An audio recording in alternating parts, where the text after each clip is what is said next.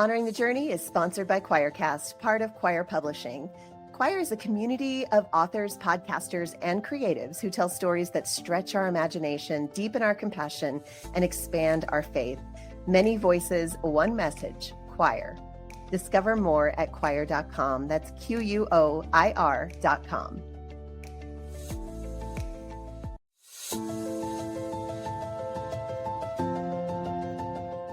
Hi, friends. Welcome back to Honoring the Journey. Leslie Neese, your host right here with my friend Stuart Delony.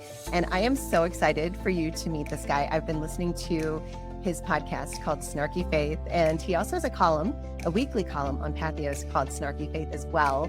Stuart has a very colorful background, and not just in like literal terms, because right now he's sitting in front of like a stained glass window.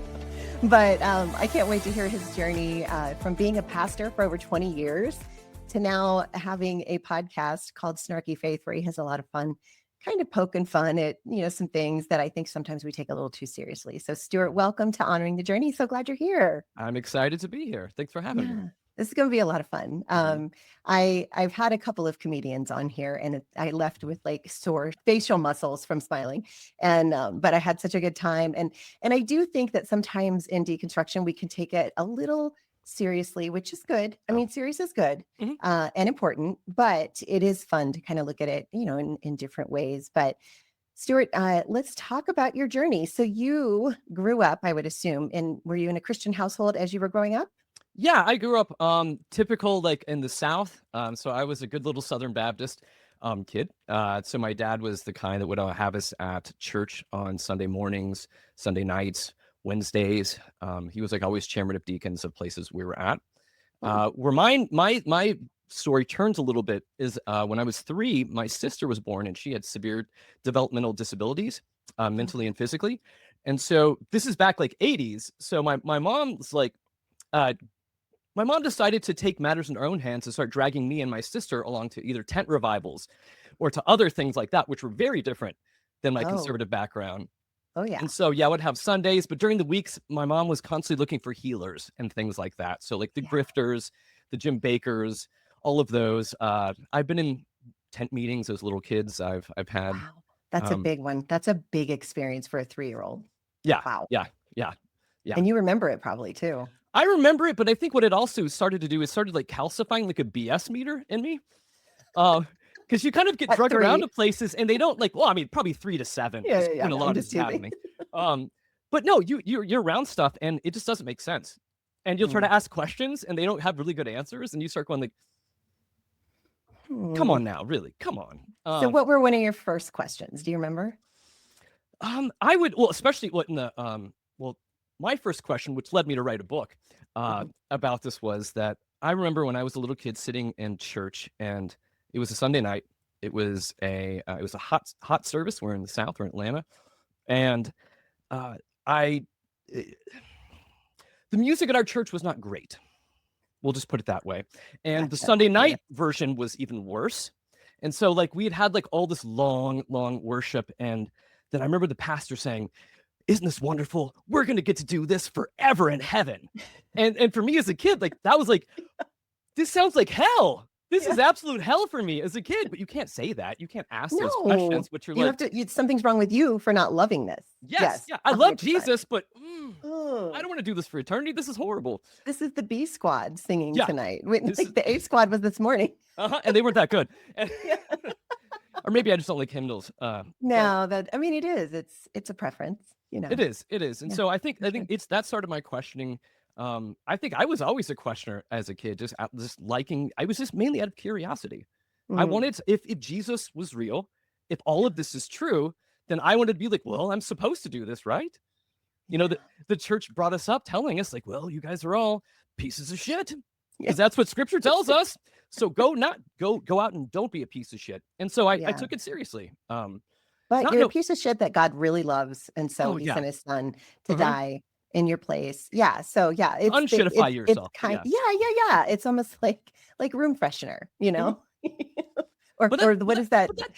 The Febreze that you use, potpourri or whatever. Potpourri, yeah. But yeah, Sorry. it's no, but it's a crazy thing to if you Yeah. think to like strap that on a kid's head, essentially that, you did nothing and you were born into this. Then I think you mix into it with me having a dysfunctional family growing up and all of that. And so every question is all this, it's muddled within Mm. identity, belief, worth. And I think that led me into ministry, wanting to continue to do what I thought God wanted me to do, which I did for 20 years. And I got in trouble the whole time I was in ministry because I kept asking questions. Yeah, darn Every you. place I was out. Yeah. Don't make us think. We're not supposed to think. I'm a We're just supposed stinker. to believe. Yeah, Yep. it's called faith. Anyway, no, I totally get that. And it Mhm, is funny that you struggled with those questions and were like cognitive of that because mhm, I don't think I was cognitive of it until I left. mm, And then I went, oh my gosh, I mhm, don't think I ever really believed that. I just mm. felt like I had to and go through the Yeah, motions. yeah. And you became really good at being sort of the person you're supposed to be, even though Mhm. inside you're sort of stuffing down all those questions. I bet that was hard for you. Oh, it is. You stuff all that stuff down. There's things you're not supposed to ask. That like, and then eventually in church, that once you're rounded enough, it ends up feeling like there's like thought police Hmm. constantly. Like it's like, well, I need to know what you believe exactly. Like, how do you believe this exactly? If we don't believe exactly together, we can't be friends here. And I'm Yeah. like, what is this? This is all in our heads. None of this makes sense, really. Like, how is this impacting me? Am I being terrible to you? Am I being an asshole to you? No. Okay, then why are we doing this thought police game? But Yeah. No, denominations love doing and that. not only that, but like I think it's also sort of a test to make sure, Hmm. are you Yeah. still in our camp or is there something going on with you? Yeah. It is really crazy how you can see it once you're away from it, but in the time it just feels like and it's even called accountability. Hmm. We're just trying to help you Yeah. and keep you in line, so to speak. But so you grew up with kind of some questions, kind of Hmm. stuffed them down, very very usual. I mean, I hear that all the time. Hmm. So what made you decide, okay, I'm going to stuff them even further and then I'm going to teach them. I'm going to teach these things. And then did you teach stuff from the pulpit that was a little controversial or did you kind of stuff that too? See, I see. So a lot of mine was I've been youth pastor, so you can get away with a lot being a youth pastor, Yeah. for Well, periods of don't you time. usually And start as a youth pastor and you work your way up yeah, to no, the yeah, pastorhood? I started as a Yes. grunt, but yes, you do. Like eventually you'll grow up and be a That's real the hope. pastor someday. Yes. Um, Yeah. This is practice. I'm a junior pastor. Um, no, but I think some of it was just like being a youth. I was at it. It was like my second job in ministry. Yeah. My first one, I worked for a church plant for 2 years, and then we lived in Atlanta, and then I moved to the West Coast. I got hired at a church. It was a large church that was out there as their youth pastor, and it was awesome. It like felt good. Like, wow, I'm a pastor at a large church, all doing all this kind of stuff. And then I just started seeing the rot in the church. We started like doubling and quadrupling their youth group, but the complaints were, we don't want these kind of kids here.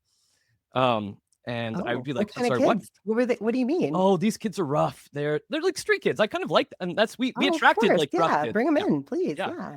But the church didn't like it. You'd have other people that would be like, I don't like them around my kids and all this kind of stuff. And so eventually, yeah, you try to stuff it down, you try to placate, you try to make nice. And then eventually it comes to a head where my mouth got the best of me when I was 27 and just told the pastor, I was like, we're having this conversation and argument every week.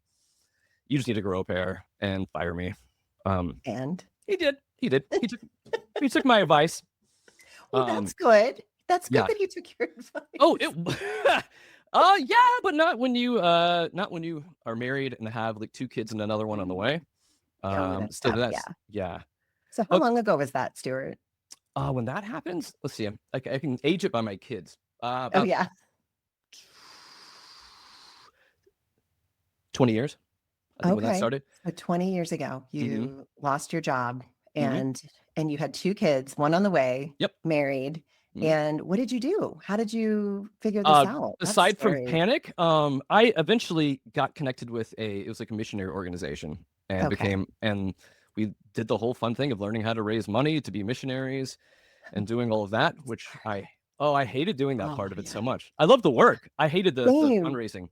Yeah, I didn't grow up in a mission organ. I did work for one for a while, but for the most part, I was in Christian radio. And so like, Mm, every 6 months we would have the big fundraiser. And I literally felt physically ill taking myself to work those mornings just because it just felt so gross. Like, Mhm. we're providing this, so why don't you provide for us? And you know what I mean? Yeah, I know. It And makes me then feel icky. Yeah. then the people that give are like, well, you're doing this wrong. You shouldn't be doing this. And if you keep doing it, we're going to take away our support. So Mhm. basically, they rule you, they own you. Mhm. It's very political.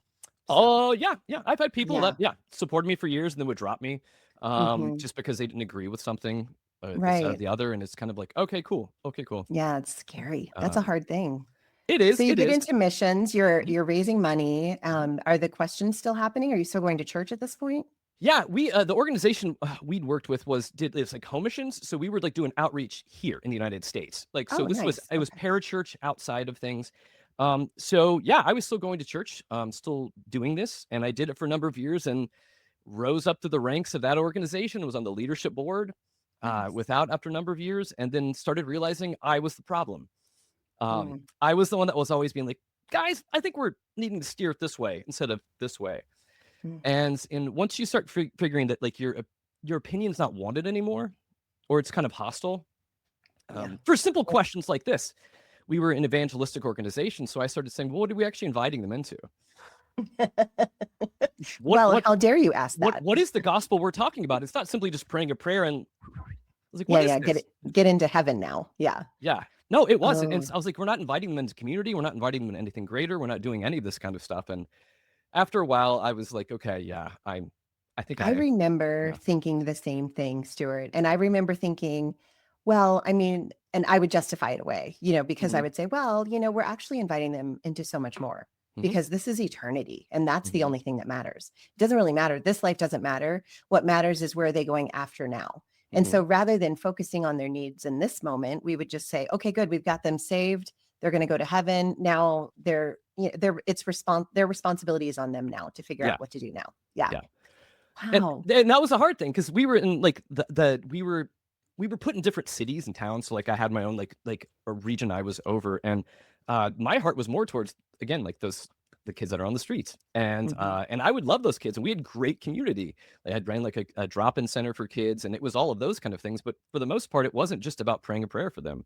Mhm. And my idea was like if the gospel is real, we're inviting you into some sort of a family that's larger. This isn't Yeah. just church. We're not just playing this anymore. Yeah, it's not a building, it's not a Mm-mm. place, Hmm. it's a spirit, it's Hmm. a, community. Yeah, Hmm. exactly. Wow. Yeah, but So, okay, then what happened? so around the same time I'd gone back to and went through seminary. I went to Uh-huh. Fuller Seminary, Oh, and wow. uh, that was an amazing experience for me too. As I put it, when some Fuller person had called me to ask for money, when they were asking like, "Oh, tell us about how this like impacted your life," I was like, "This has been one of the greatest experiences of my life, and it completely ruined me for ministry because it taught me the Bible and how to read it." Um, and I was like, I'm not even kidding, Stuart. I feel like I need to start making a tally of how many pastors I have on here who say mhm, seminary ruined me. yeah, Like, it in showed a me good that. way. I liked it. Why are Yeah. we not hearing this stuff? I know exactly. They feel the same. But like, why aren't we hearing this stuff from the pulpits? Like, What happens is I think I had friends in there that I would watch them lose their minds on certain classes. hmm. Like people would just lose their minds. Like, and then, but then it was like cognitive dissonance. It's like, well, oh, this is just how this professor believes this. So I can do this and then Oh, move yeah. on, but still Mhm. keep their core Mhm. rigidity and their like Mhm. weird small beliefs about stuff. Yeah. But it's insane. Yeah. Yeah. Wow. So seminary, wow. I'm not even kidding. I probably need to take account because I hear it all the time. Hmm. I mean, if you're listening and you've listened to every episode, you know this. A Most, good, I think a most, good seminary, I'll yeah, say a that's what I'm good saying. seminary. Yeah. Yeah. Good seminaries. Now there are ones that are very fundamental who I Yes. think, Yes. probably you would never feel Hmm. that way. But if somebody is being very balanced and Hmm. letting you see there are different ways of looking at this, especially those who introduce the mystics and all of Hmm. that, is Hmm. that something that you were introduced to? Because I I'm was. Yeah. so fascinated by that. And I think it's so powerful. Hmm. And I think it's a healthier way of seeing Jesus. It is, because like on the flip side, I had a friend that was going to Liberty, Mm, um, that as would be the one flip does. side. Yes. Uh-huh. And I remember he wasn't in seminary, but he was just going back to get a degree, and he ended up Yeah. taking a class, and it was like on I think it was Genesis, and I was like, oh, do tell me how they explain Genesis, how the world came to be, and he's like, no, it totally makes sense. It was when God created things ancient, so like Mm, boom, redwoods full size, as opposed to all this kind of stuff. And I was going like, rocked, boom, done. And I'm going, Okay. like, this sounds stupid. This sounds like really stupid in sci-fi. How Yeah, you guys you're trying way too hard to justify something that doesn't even need to be justified in the way that you're holding it. Yeah. Like, I remember wrestling with the whole, like, it said 6 days and then he rested on the 7th. And I'm like, "Oh, but the planet is literally scientifically billions of years old or millions, I don't know, lots of years old. So how does that make sense?" And then they would say, "Oh, well, one day is like 1,000 years or whatever." They would always have some kind of, and then I'd go, "Oh, okay." And I would stuff it down, It's like, that's like your get out of intellectualism free card, where they just throw in something that's just like, stop thinking. Yeah. This is the answer, and it makes sense. Don't ask any more You questions. want it to make there, and that's the thing that is so tender about all of this. Like, I understand wanting to make sense of this world. I mean, sure. it's crazy, chaotic. There's a lot of views and ideas. And so when you think you find the one thing that's the truth and the way to interpret everything, when that sort of gets shaken, one of two things can happen. You can either dig in deeper and, do what you were just saying, or you can say, huh, maybe I need to look a little deeper at this. And I think that's the chasm right there, Oh, it's the whole idea of like just closed fist versus like an open hand, and how we're like dealing with information, and they are so white knuckled in certain things. Yes.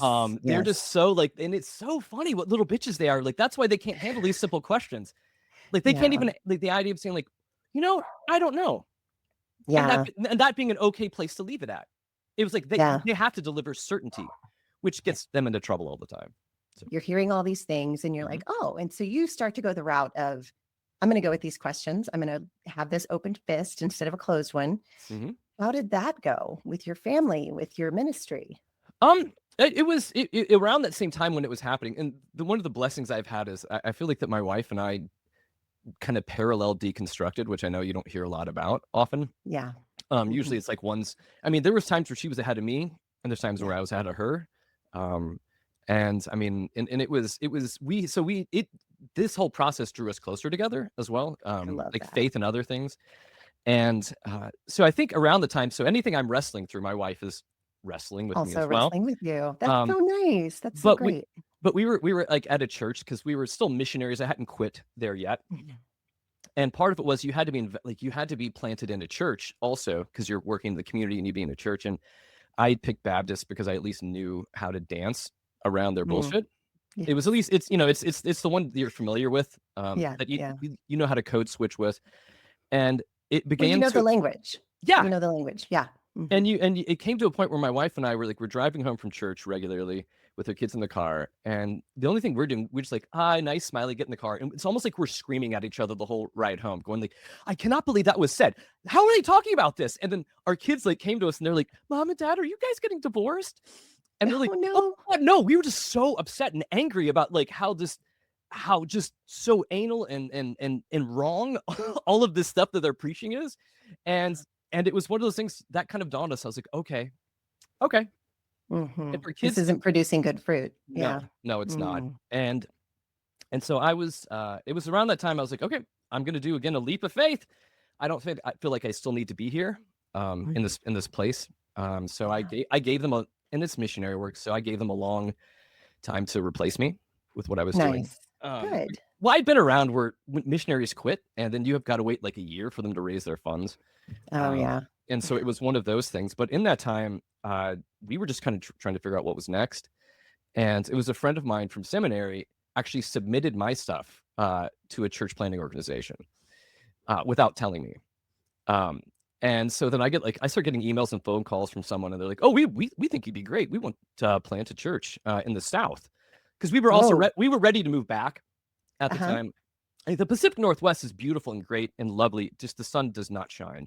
Exactly. That's why we don't live there. Yeah, we loved we had it. A choice. Oh yeah, we loved it, but it was just like, God, I need sunlight. Yeah, I will shrivel up and die. And so they were looking to do a church plant back in the South, and I told them, absolutely not. I don't want to do this. And but I think with church planting organizations, that was so foreign to them. People telling them no, because usually I think it's people chasing them. And so I somehow think that made them more horny for me. And also they knew I knew how to raise money. Right. So Oh, it was the double dukes of that, and they were like, okay, uh, yes, let's bring you on. So yep, stepped into a new denomination, raised money, moved back to the other coast again. Now I'm in Chapel Hill, North Carolina, where we oh, still Bible are. Belt. Mhm. Nice. It was Bible Belt, but we wanted to be somewhere that was progressive enough. You weren't in the And buckle. Yeah, you no, weren't this in is the not the buckle. buckle. No, Yeah. we've got a tiny little like liberal spot here. It's It's a it's little, it's, it's little bit of lovely. blue there. Yeah. Uh-huh, uh-huh. Gotcha. Okay. But I told them, I was like, I'm not planning any kind of church that if you want me to plant something, I'm going to plant something that's just different than what you guys want. And they're okay. Even though they didn't understand it at any measure of it, but they kept going like, oh, well, because they'd done all these benchmarks. If you can raise this much, we'll match this much matches this much match this. And it's not like a ton of money. This is like missionary money, but nobody Mhm. else was doing that. And I was hitting all the benchmarks because Mhm. I had a group of people that had done this for me before. Yeah, you'd been through training. You knew what you were doing. And so we moved back here, and we just started doing stuff in a bar. I just Hmm. started having, it wasn't church. It was just spiritual talks with people of different faiths, and we would just sit and wrestle with things. Stuart, And I love this. This reminds me. Have you ever heard of the book The Debt by Angela Hunt? no, I'll write that Okay, down. you have Mhm, to at some point read it. There's a guy in there who starts a church in a mhm, bar, mhm. and the whole thing kind of revolves around his story. It's cool. Anyway, sorry. Go ahead. No, so it was fun. It wasn't church. That was my whole point. I didn't Yeah. want it to be church. I didn't want there to be walls. I wanted people to be able to come and discuss stuff. And Ask questions, be a we would part advertise of we would yeah. advertise stuff on like meetup.com for just having this discussion groups. Nice. And it was funny for like the first year we would have atheists show up trying to like torpedo things, and then they would get mad at me because I'd be like, well, no, tell me more. I want to know. I want to know where you're coming from. And we would just have open discussions. And it's funny because you have militant Christians on certain sides, you have militant atheists on the other Oh sides. yeah. Oh And yeah. Everybody wants to change I everybody. would piss both of them off just because I gave them both space Yeah. in it. And so we did that for a while. And it was, I think, around COVID Mm. came, we just decided like it was COVID killed it essentially. And things were shifting, the culture and stuff was shifting. And I was like, nope, don't want to do that anymore. Yeah. And I didn't want to raise money anymore. I didn't want to keep doing that kind of a thing because like you'd mentioned earlier, there's always strings attached. At some point it's kind of like not just do the work, it's dance monkey. Yeah. Yeah. Um, and so we're still friends with a bunch of the people that we Of still do course. stuff with. Yeah. With Yeah, with it's I'm the system you left, not the people. Yeah, yeah, and I think that yeah. people get confused by that. Mhm, And the people that can't understand that are the ones that you probably do lose in this mhm, process, but that's okay. I mean, sometimes I tell people sometimes it's like even on social media, people want to argue. And I'm like, mhm, listen, I think my content is bringing up triggers in you. And I don't mhm, want to that's not who I am. That's not my purpose. So mhm, I'm going to block myself from your feed mhm. so that you don't have this reaction. And in reality, I'm blocking them. But it's a way of just saying, It's this isn't for you. you need This some isn't space your too, thing. like Yeah, and that's yeah, cool. Like yeah, you want to believe that, go believe that. But like this is who I am. And if this mhm, isn't what makes you, feel encouraged or uplifted or good about, what's happening or challenged in a good way, mhm. then please by all means keep going. Yeah, Absolutely, you're yeah, good. yeah. And it's that's what's so interesting that yeah. But I think going through this process of deconstruction too, like overall, it really shows you who your friends are. Oh yeah. It really Yeah. shows like It does. who are the people that matter and that stick around and show up for you, and those that Mhm. don't. Um, Yeah. it's a It is. clarifier. It most certainly is. It is the Mhm, fire, like they talk about in the Bible that, mhm, purifies and then you see what's left mhm, after, going through it. But it is difficult. It's really mhm. hard. So what are you doing now, Stuart? Yeah, I know you have the podcast and you're Yep. writing. Is there anything else going on? Writing has been I do gig work and other stuff, like website design and certain things like that, which Right. is not as sexy, but no, it's really been shifting more and more just towards writing, with this to Nice. where, yeah, it's been a way to express myself. I love being Mhm. able to write about topics that can piss people off, but Mhm. I don't care, because Yeah. I can express myself. I'm not caught in these systems anymore. Yeah. Which still led me even to write a book Yeah. that is making fun of the end times. Yeah, And I love this. So, guys, listen to the name of this book, The Tribulation Survival Guide: How to Stay Alive When Everything Else is Dead, Stuart Delony. And I cannot wait to hear more about this Mhm, because you actually started your story off with the very beginning mhm. letter that you write to. Is that like supposed to be a letter to people who have been left behind? Is that what you're doing? Oh, and this this is so the idea behind this it's satire is fun, and it's also been fun watching people not get it too. Because I'm putting out an ungodly amount of like reels and content for this whole book push. Yeah. And it's kind of threading that needle in that line of like, is this satire, or are they really saying the end of the world is happening here in these things? And that was what I was wanting to. So the idea is this is kind of like if you think of it like a survival manual, like a government manual from like the 1950s. And so the idea is kind of it's training you, assuming that you have this book and you have been left behind. Okay. So you essentially you're fucked. All the good people went to heaven. You missed out on this. This is like wrong. Yes, this is exactly what you need to do to like. This is what the world's going to look like now. Stuart, I literally wrote a letter like this, like in what was it, 2008? Before I left, the church, I wrote a letter, put it in my. It was on my desktop. Please read this if I disappear. And so when I started to read that letter, I was like, I see what he's doing here. This is fabulous. I didn't have time to read much, but I just loved what you were doing. I love it. Yeah. So no, the whole thing is, I mean, because it's anything from like, what happens now that the rapture is gone? Like how do we identify who the Antichrist is in all of this? But it's really just pushing the absurdity that we've been given in end times culture to their logical conclusions. That was the goal of all of this. To where like the first half, like how to find who are the false prophets, who are the real prophets, how do you become friends with the 4 horsemen of the apocalypse? And come after you. Yeah. And so then eventually it's like gets into even things like, if you're in hell, how do you decorate? How do you make things nice in hell and entertain yourself? All the way up to just how bureaucratic heaven is. And it's just a bureaucratic nightmare. But all of it's a lot of hymnals. Yeah, a lot of hymnals. But at the same time, I will mention people in it that have like predicted the end of the world and all this other kind of culture that people have gotten caught up in. We recently had like a pretty bad one. What was it last? It was it was September 23rd. Last fall. Yeah. Oof. That was something. That's when it blew up. Rapture talk, which was TikTok was going crazy for that. Which I've been I've been inflating it a bit. I'm trying really hard not to be disrespectful because like I believed it for a long time, but once you see it, it's hard. You've earned the right to laugh at it, Leslie. Okay, you've done the work. You've done the work. I just needed your permission. You can laugh at it. It is funny. It is funny because I cried about it for a long time, and now I'm like, oh, okay. Because remember, this is how like our body stores trauma. So the laughter is some of this is getting this out of our systems. Yeah, because it was like I just wanted to be able to put like a mirror to the absurdity and trauma that we grew up with. When it was constantly like, oh my God, what are we going to do in working for an evangelistic organization? It would be like, if we can preach the gospel to every person on earth, then we'll trigger it. Jesus, come home. Yes. Or if we can create war in the Middle East, we can make that happen. Yay, we'll bring God home. Like Jesus is lazy, waiting around. He's just like, come on, guys, get with it. What are you doing? Come on, make it happen for me. I know. Yeah. But I think part of that culture that we grew up around, the biggest problem with it is that in times like obsession, it's not about theology. It's really bad theology. But somehow what it does to people is it creates some sort of distance between us, like we here on the earth, because it becomes escapism. So you can see in those cultures, they don't care about the environment. It's because all we're not going to be here anyway. Yeah. Yeah. I don't care. All these other people, sheep and the goats, they're all going to hell. I don't need to care.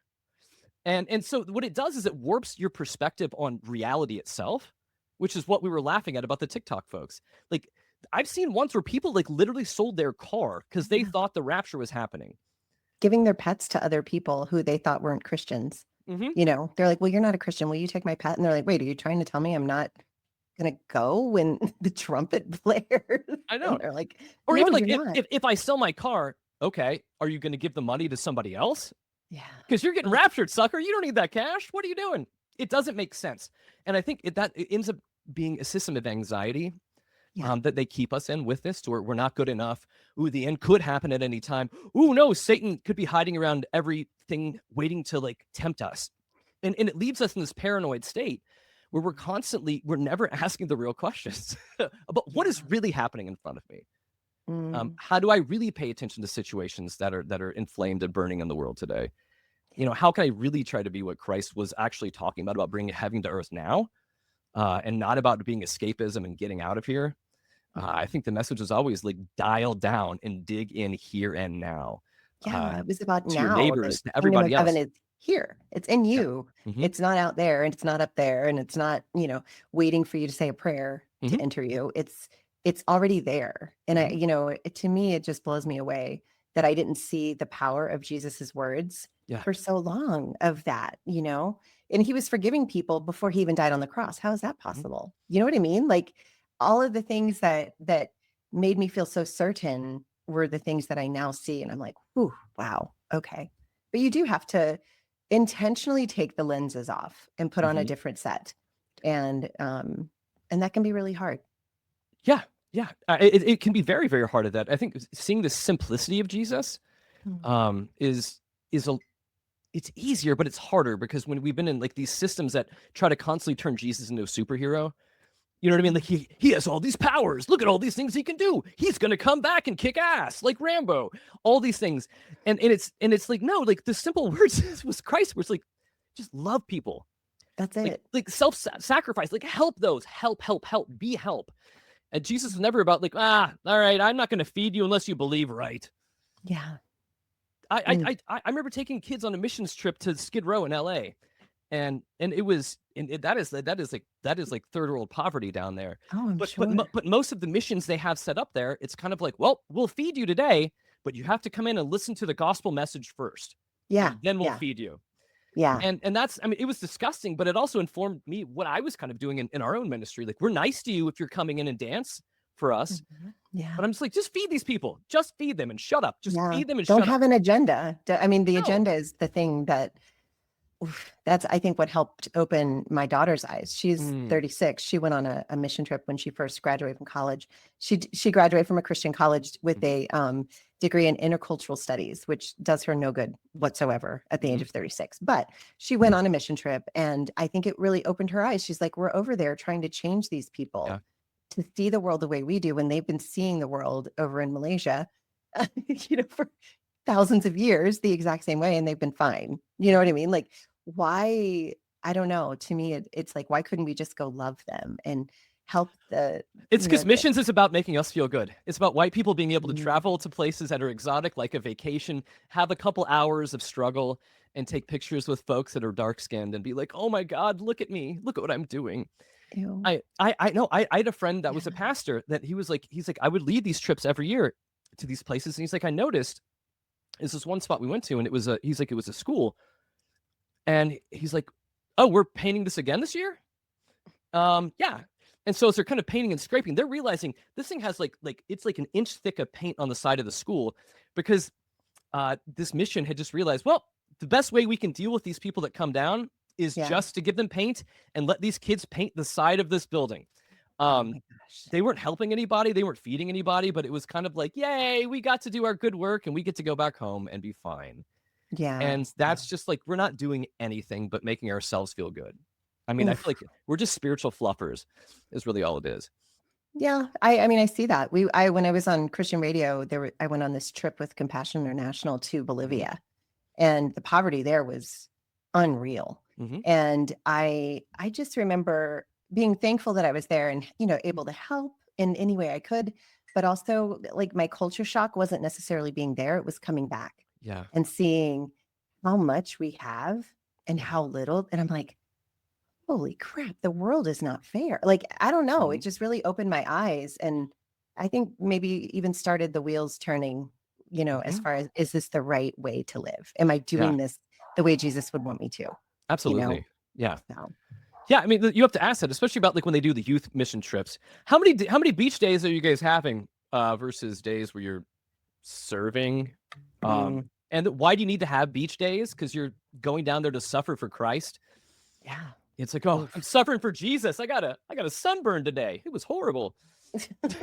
Laying out. I don't know. I mean, But yeah. I do think in the moment you really think that I think the motive is right. I really do. I just think that the method and the system is just so broken that, it just doesn't, it falls flat. I'm gonna And say I don't think the motive's right. I uh, don't think, not entirely. And this is just me yeah, being a profound dick. about people. No. And Because I want to hear this because I felt like my motive was right, but then I also questioned it when I came back. So yeah, and because I think you're right. Like if we say the motive is the only thing they're thinking of, sure. But I feel like it's what surrounds everything, that like church culture surrounds us with comfort. Mm. Everything is about comfort. Like we don't want to hear things we don't want to hear. We don't want to have to do something. So church is all about like making everyone in the audience like comfortable. Like they need to come and have all this good stuff. Like we need to. And so I think that there's just this whole nature of a lot of times Christians are just very, very privileged. Yeah.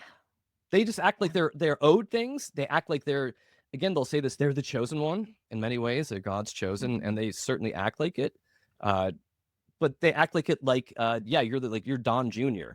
That's kind of how the church acts half the time. Like, yeah, I'm God's child, but I'm Don Jr., who's a piece of shit. And I feel like they just run around being smarmy little assholes because they think that they know where they're going when they die, and they don't really care about people.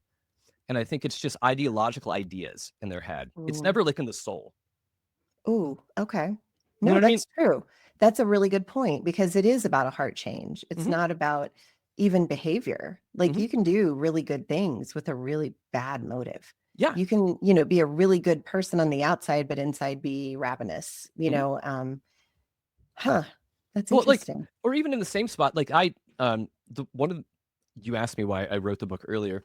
I was avoiding editing another book I have that I've already finished, but it was me finally realizing, I was like, yes, I understand what I'm talking about like intellectually, but I don't feel like I've lived it enough to really speak into this. So I had to just be like, I have to walk away from this, and I'm like, I get it intellectually, I am there. I don't know if I'm there to really write about it honestly enough. I haven't lived it in my skin enough. So you haven't earned a perspective. That's how I've learned that's. I've earned some different perspectives now that I feel comfortable sharing because I've lived it. But you do have to kind of earn it. It's like speaking with authority. You can speak from authority when you've been through something, and then people will listen and go, okay, what did you learn? Not from up here. Like that whole thing that I used to hear, like, well, if you're up on the table and you're trying to pull people up, they're going to pull you down a lot easier. So what they're telling me is that I am way better than everybody down on the ground. Yeah. And so I need to not even, try to pull them up because they're going to pull me down quicker than I could ever pull them up. You're better than them. That was the message. It wasn't what they said. It was the implication though. Yeah. And I felt that. And you're better than them because you prayed a prayer. Yeah. And you can recite verses, or you can nod your head at the right times and do all those other kind of things, and you're no different. Not you in particular, but in general. Gosh, thanks, Stuart. No, Leslie, we know you're a saint. We know you're a saint. Thank you. Good. I'm glad you see that. No, I'm kidding. Guys, I know I'm not a saint. It's a joke. Okay, move on. Sorry. You're dealing with a guy that has a podcast called Snarky Faith, and Snarky Faith. Yeah, and it is very snarky. And Yeah. I love your little radio boy voice that you use when you do it. It's so funny. Okay, so let's talk a little bit more about your book then. So when does it come out? Is it out now or is it coming out soon? Probably by the time, if you're listening to this, I'm guessing it's out now. In reality, it's not out now, but based upon release schedules. So yes, we'll act like we're in the future. It's out right now. Get it everywhere. Everyone's loving it. It's totally great. I've had such a good response. Yeah, it's on the New York Times bestseller list. It's amazing. My life has been changed. That's so exciting, though. No. Well, I'll make sure to put a link because this book is way too niche. Book is way too niche to be on any kind of. Yeah, I feel the same. Everybody's like, "How's your book doing?" I'm like, "Oh, I mean, people who want to read it are reading it. It's whatever." I didn't write it, and it's probably the same with you. I didn't write it to be on a bestsellers list, or I did it because I get so many questions like, "What happened with you? Why are you this way? What happened? Why did you change your belief system and all of this?" And I'm just tired of answering. So I'm like, "Here's my book. Go read it. All the questions, and if you have any more, let me know." So it's just letting people know where you stand and what you've learned and earned.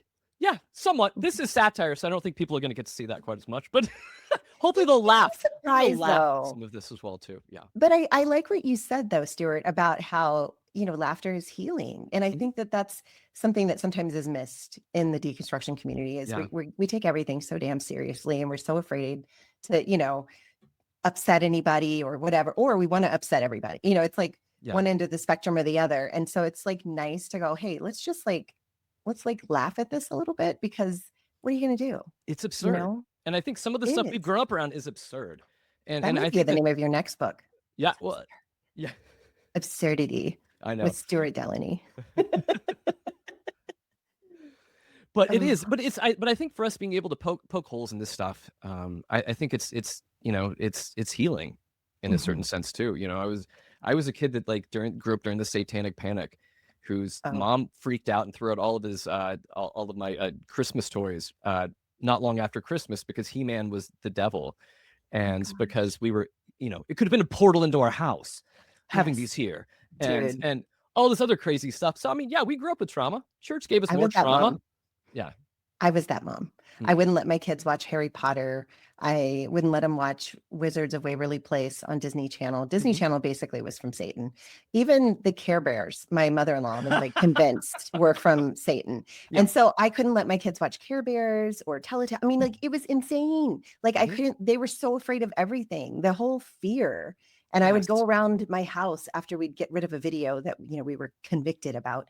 And I would then put olive oil over all of the doors. And so like I was in this. So I get like how easy it is to be in that and to really feel like it's true.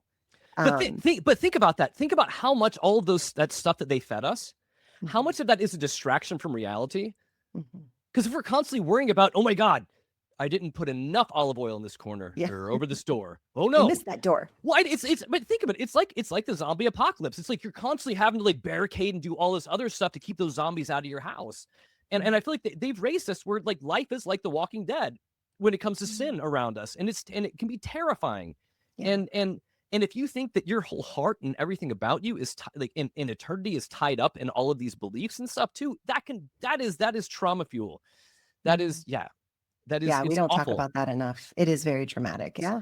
I mean, that was a huge part of my wife's deconstruction, was the fact that like she eventually came to a point of going like, do I really have no worth in the Yeah. kingdom? Mhm. And us having to walk through that of being like, no, I don't think that's true. And then us having to like push these kind of things and be like, no, this is absurd. Like Yeah. how are we letting, now again, I mean, I may piss off people here. The Bible is a Bible and it is fine. Yeah. It's a book. It's a book of experiences that people had over a certain period of time. It's Yes. fine. And it's their perspective. Yes, and there's Mhm. nothing wrong with it. But like me putting out all these weird like fake rapture videos and stuff that I'm doing for advertising for this, people are throwing scriptures at me all the time on TikTok, which is really fun. Mm. And that's, I can be so sarcastic there. My wife like came in our like room the other night. She's like, "Why are you laughing so much?" I was like, "Because I'm being an asshole." Um, but it would just be like they'll be like, "Whoa, you need to read Matthew 24," or they'll quote Mm. scripture to me because it says this, and I'll be like, "Well, yeah, but the on page 34 of the guide it says this." I mean, what does that even mean? It could be like Yeah. Harry Potter says this. Okay. Mhm. And Yeah. But when you're taught, and we were taught, this is yeah, the word of God, the and inerrant word of and God. the inerrant word Yeah. of God, that and it's a history book, and it is Mhm. a guidebook, and it is the instruction manual for life. It's all these What? things. This is the And worst so, instruction manual for life, if that's how they're well, telling you. exactly, if we're going Yeah. to live it like the Old Testament specifically, Yeah. or some of these things that Paul said. But Mhm.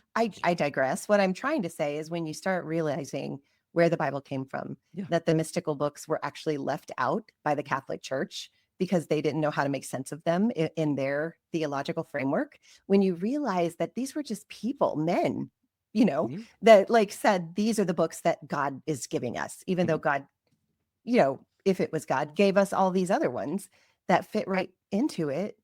You start to go, well, wait a minute. I don't know. The freedom just keeps feeling freer, if I can make that Well, make or, sense. or play the game of logical conclusions.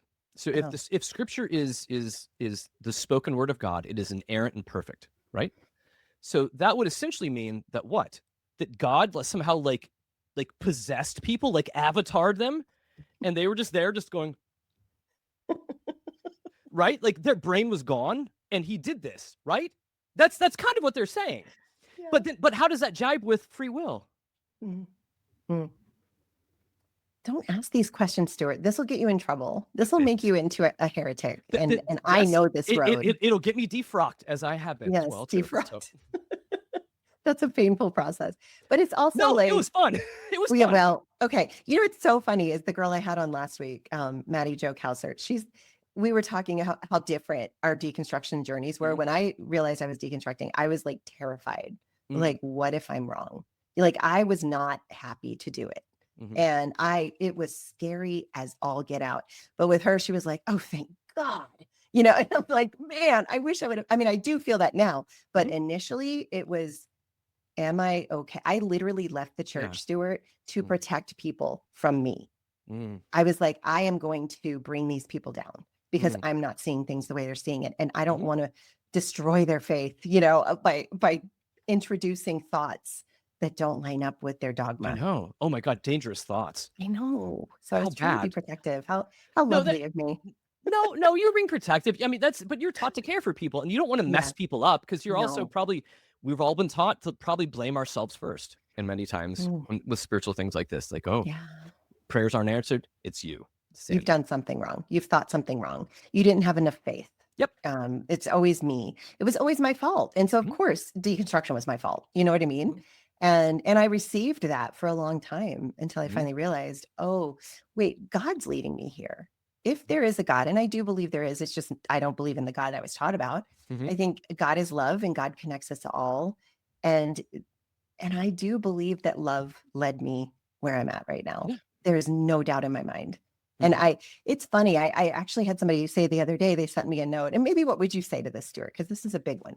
A lot of people come to a place, I'm going to ask you to contemplate, where they're like, okay, I don't really want to believe in eternal conscious torment. It really doesn't make a lot of sense.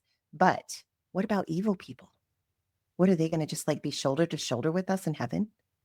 They just can't let go of that. What are your thoughts on that?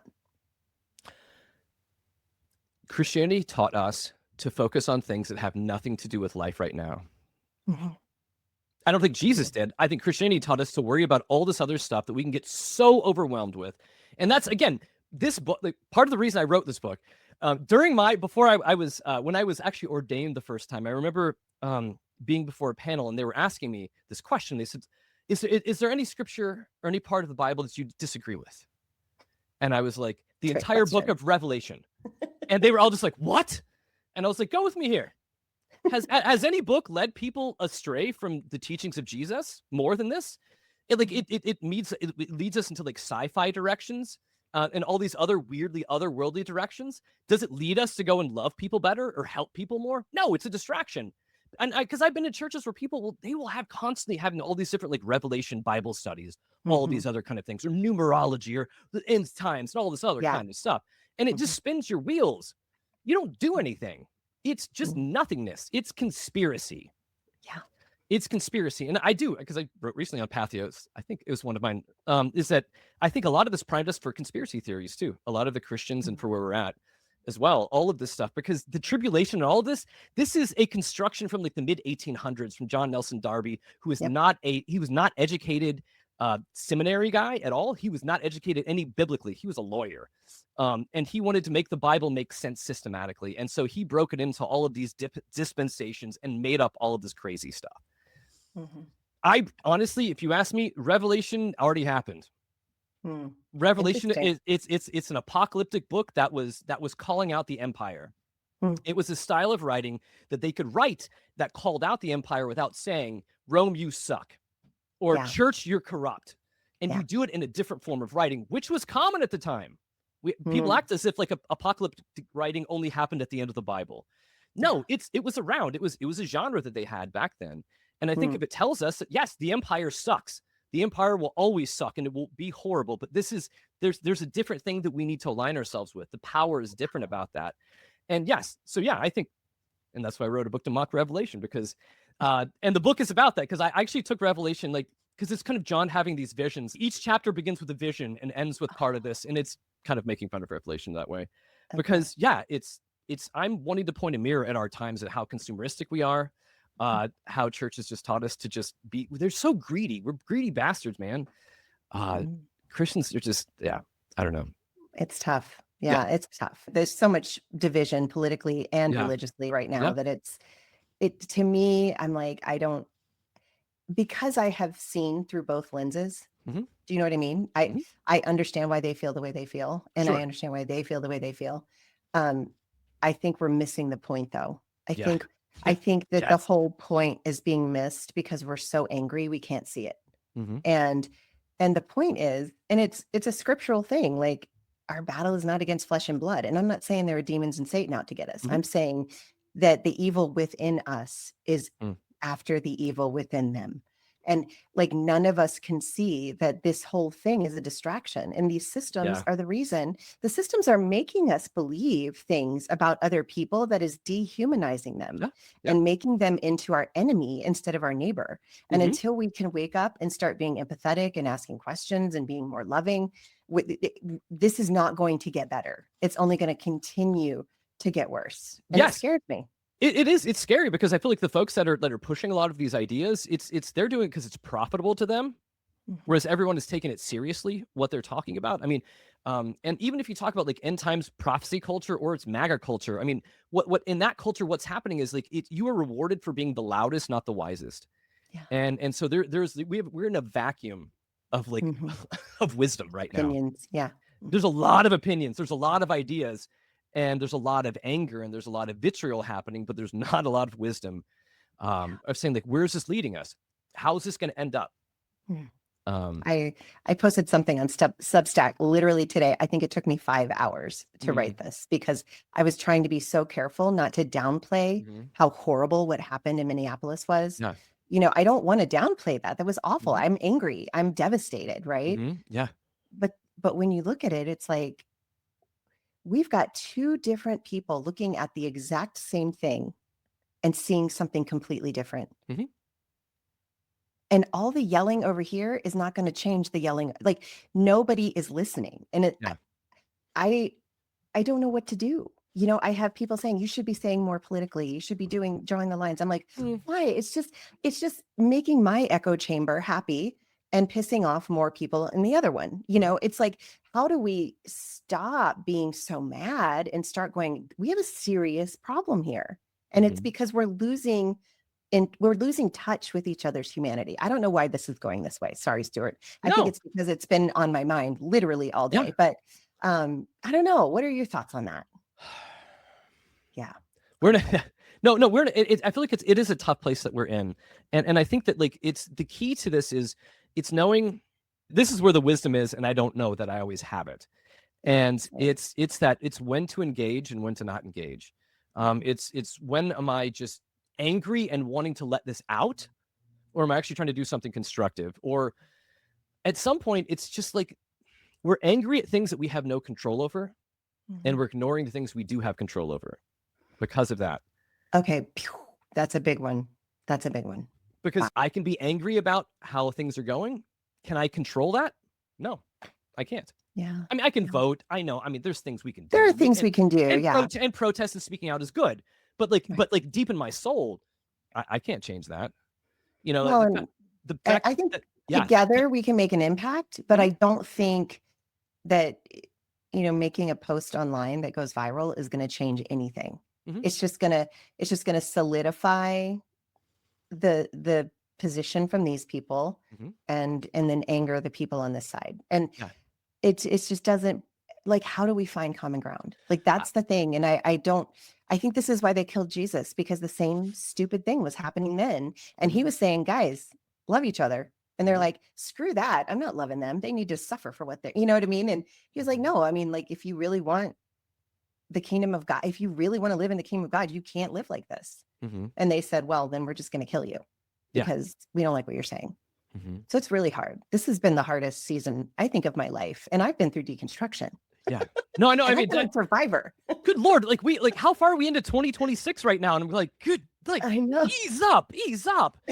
Like I didn't have us like taking over other countries and all this other stuff on my bingo card. And I'm like, what is happening? And I think the thing that we have to do is I think we need to give ourselves space simply like to pull back from all this and just be human, to walk away from the computers, to go like touch it. Like I had to yesterday. I was like, I just have to get out of here. I've got to get away from the computer. I just went on a hike out in nature. I was like, I've got to just go touch a tree, be around stuff that was here before me, that will continue to be here after me, and that doesn't care about any of this. And I think some of it needs to come back to having some sort of soul care, because I think that can be protest right now for people that are angry, like tending to yourself right now in the hurt and the pain that you're dealing with and kind of dealing with some of this grief. Slow down and do some soul care. And I think it's okay to step away from this, because if we're constantly in a state of anger and outrage, that just is only going to lead us to burnout. And when we're in places of burnout, that's how we see us and them all the time. Yeah, it's like tunnel vision. Yep. You can't see peripherally at all. And you just see that anger and it just keeps fueling it. And yeah, I don't know. It's funny. I said in my post today, I don't really have answers. I just have some questions, that we need to ask ourselves. Like, how can I keep my humanity and still make an impact? How can I be loving? How can I, like, instead of how can they? Because you can't do that. You can't change them. The only person we can change is ourselves. Yeah. And maybe I'm naive. And I even say this in my article. I'm like, maybe I'm naive. I mean, I've been proven to be naive. I followed a system, that told me that I wasn't connected to God. And if I followed their system, I would be. So yeah, I know that I can be naive, but I do think there is something to, stepping back. And I love what you said, the self-care. I think we're so, I don't even know what the word is, burned out. Like, my nervous system is absolutely shot. My immune system has been down. I've been sick for 2 weeks. And I know it's because I'm internalizing this and I'm trying to fix something that is unfixable by just me. This is bigger than me.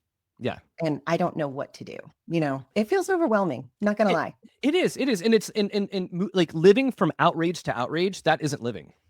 No, it's not. And so that's existing. And then when we get into these places, when we feel like we're so burned out, we don't start looking, we cease looking for truth and we just start looking for like safety. And when we're only looking for safety, we're not paying attention to anything else as well too. So it keeps us in a state of not being able to fully engage. And I just think that it is very, very hard. We're in unprecedented territory that we're in. All these normal norms that everyone grew up in, assuming that, this is what we do. That's what people do. They're being broken. All these systems that we assumed would be there for us are not there for us. So I mean, this is like existential crisis for a lot of people right now. It is. It is. And I think we have to remind ourselves, this is not normal. Right. And it's not something I think we were ever created or designed to carry, because it feels incredibly heavy.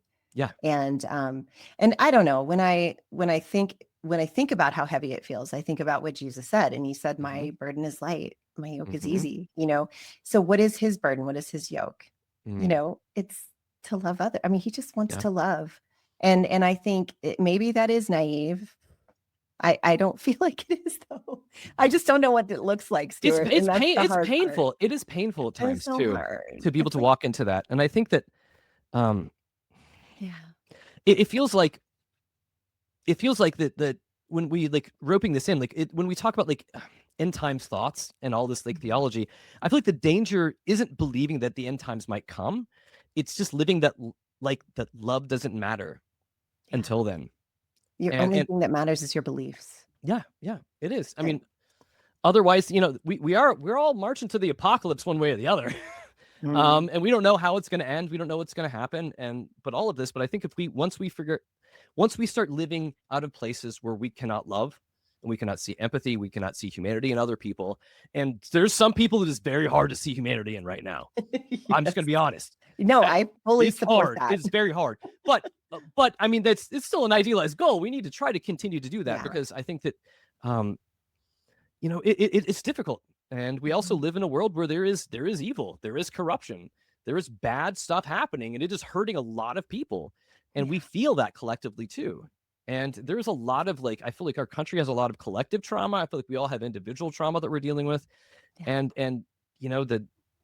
it's trite to say this, but The Body Keeps the Score. It's a great book to read. Oh, it's so good. Because it does. It does. Because it does. I'm here to tell you. Yeah. My body is definitely keeping score right now. Had a virus last week, an infection this week. It's just been, and I feel like I'm getting knocked down constantly. And I think it's because you're right. I don't think I'm doing the self-care I need to be doing. I don't think I'm stepping away. I'm not. And Stuart, this is a big one. I'm not laughing enough. I'm not, this was healing for me when we were laughing about stuff. I'm like, you know what? It's okay, Leslie. It's not as what do the kids say? It's not so deep. Like Yeah. we just Yeah. think everything is so deep, and it's like, just, you know what, Leslie, let go, like trust and love.